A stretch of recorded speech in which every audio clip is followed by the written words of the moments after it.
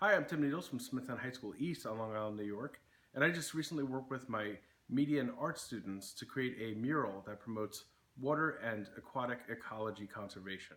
We began by researching why water conservation efforts were necessary, and then we looked at local efforts to conserve water and compared them with national and global efforts around the world. We looked at how our actions affect the environment and the aquatic ecosystem and which animals were affected.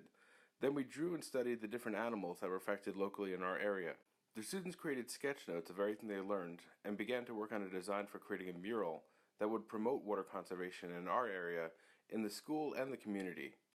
We used some National Geographic resources, such as a video on the role of images in storytelling with director James Cameron, to help prepare us. We also collaborated with science classes at a sister school through Google Hangout and looked at ways that we could implement local change. After the students completed their individual water conservation murals, we critiqued them as a class and discussed the importance of the images in the storytelling and which elements best conveyed water conservation. We then collaborated to create one mural design that we would all work on together that would help make an impact in our community and that could be shared on social media and elsewhere. Once we arrived at a final design, the students worked together to draw it out on a 4-foot by 8-foot canvas. Once the drawing was complete, the students worked together and collaborated to paint the mural. Drawing and painting on such a large surface required some math in order to get the proportions correct, and the students learned a lot in the process. So what's something that you learned from this project? I learned that Long Island actually has the most contaminated water from all of New York, even though we have a natural cleaning system with the underground water. Like, just that whole thing is completely tainted at this point, and we should really find ways to clean it up. I learned that otters symbolize healthy water, and for a while the otters have been missing. And I learned that it is that our drain water immediately goes into the river, so it's important to keep it clean and only let storm rain go down it.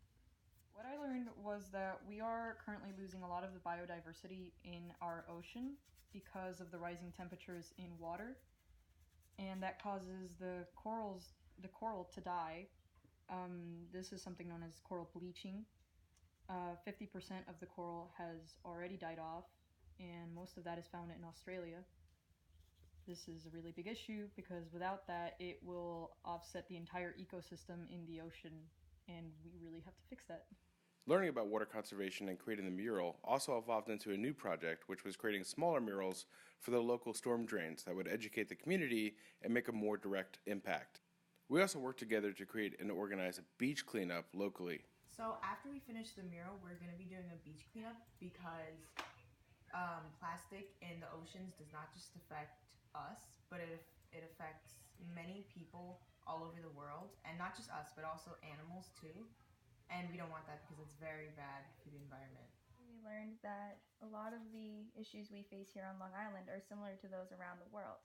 And a lot of the things that we are doing to help clean up our waters, like water conservation and beach cleanups and making murals to raise awareness, are also being done around the world to help clean up our world's waters. The students and I learned a great deal through this project. I was inspired by National Geographic to add action on top of the great learning about art and science. Thanks to this project, we're going to continue our efforts to work on water conservation by collaborating with science classes here at the school and globally through social media.